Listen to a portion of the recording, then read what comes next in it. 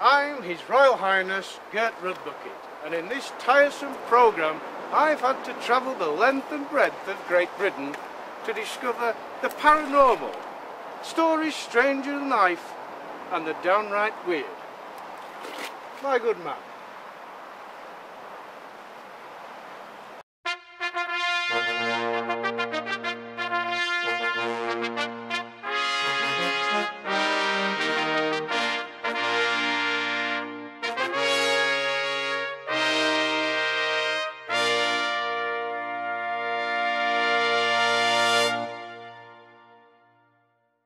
Hello and welcome to another Gert's Bucket. Today we're at Muncaster Castle investigating yet more strange goings on. Reginald, there's a lot of it about nowadays, you know. Yo, watch your brap brap. Yes, there's loads of it going on and it needs to be stopped. And that's why I'm here, Gert. Me and you taking on the world again. Yes, marvellous. Now the head groundsman of Muncaster is Mr. John Crisppacket.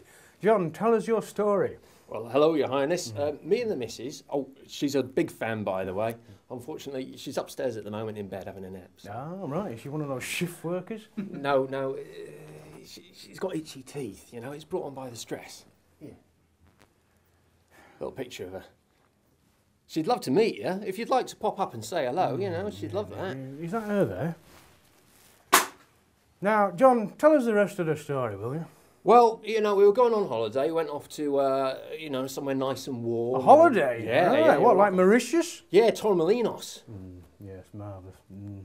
Have you ever been to Torremolinos, Reginald? No, I'm not a big fan of Egypt. Great. John? Yeah, we went across over to Torremolinos and we took, you know, some beans and some other food, you know, packed some sandwiches and stuff for the 7 days because, you know, you really don't want to be eating the sort of foreign food because you know what it can do with your belly, like, and yes, stuff blah, like that. Blah, yes, no. Yes. All right. Anyway, when we came back, it was a mime in the garden. A mime? A mime. A yeah. mime in the garden, ladies and gentlemen. What do you make of that, Reginald? Well, I tell you something, Gert. Me and mimes don't get on, and if I was to see a mime today, it wouldn't be living tomorrow. Marvellous. Well, on that note, let's go and meet the silent squatter. Let's. Well, as you can see, ladies and gentlemen, there is indeed a mime in the grounds of Muncaster Castle. Now, tell me, John, how does that make you feel seeing a mime just sat there like that? It's very upsetting, Your Highness. It fills me with rage, it does. Yes, I can imagine, yes. Reginald, why don't you just go and do your psychic stuff on a mime and tell him to get out of the garden? I think I will, Gert. We've come too far. We've come too far to let somebody like this take us down. He's my friend and I'll not see him in rage. I'm going to take your rage.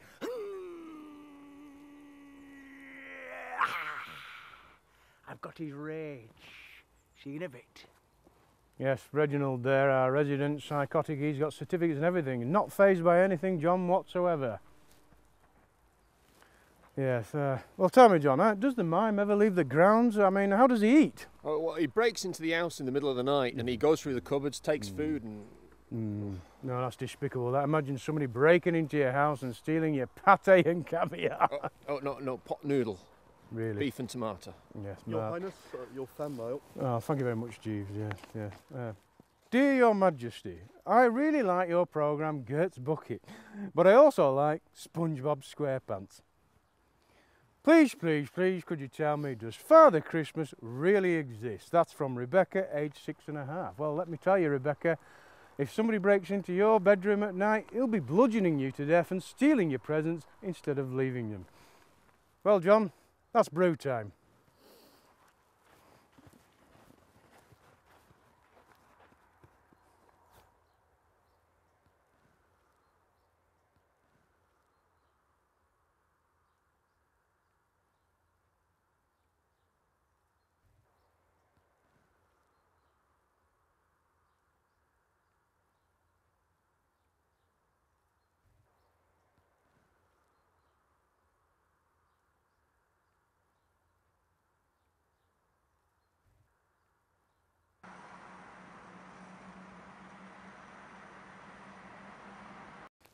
So, did you like our lass's cake then, Your Highness? Well, it was adequate. So, ladies and gentlemen, you can see Reginald is struggling to remove the mime from the grounds of Muncaster Castle. In fact, he appears to be helping him with his housework. I don't know what that's all about. So tell me, John, the police and the council have been involved. What was their response to this? Well, they came along all right, but they're neither use nor ornament. Yes, I can imagine. And you were saying something about the mime having false teeth? Yeah, he leaves them on the sideboard in the house sometimes. Really? Yeah, that's... Sir, Yes, Jeeves. there's a lady here that wants to speak to you, Yeah, we'll just give her one of the signed photographs with one of the normal ones, won't you? but she's an expert in mime. Really? Mimers, yeah. Really? Well, we'll go and get it then. Go on, yeah.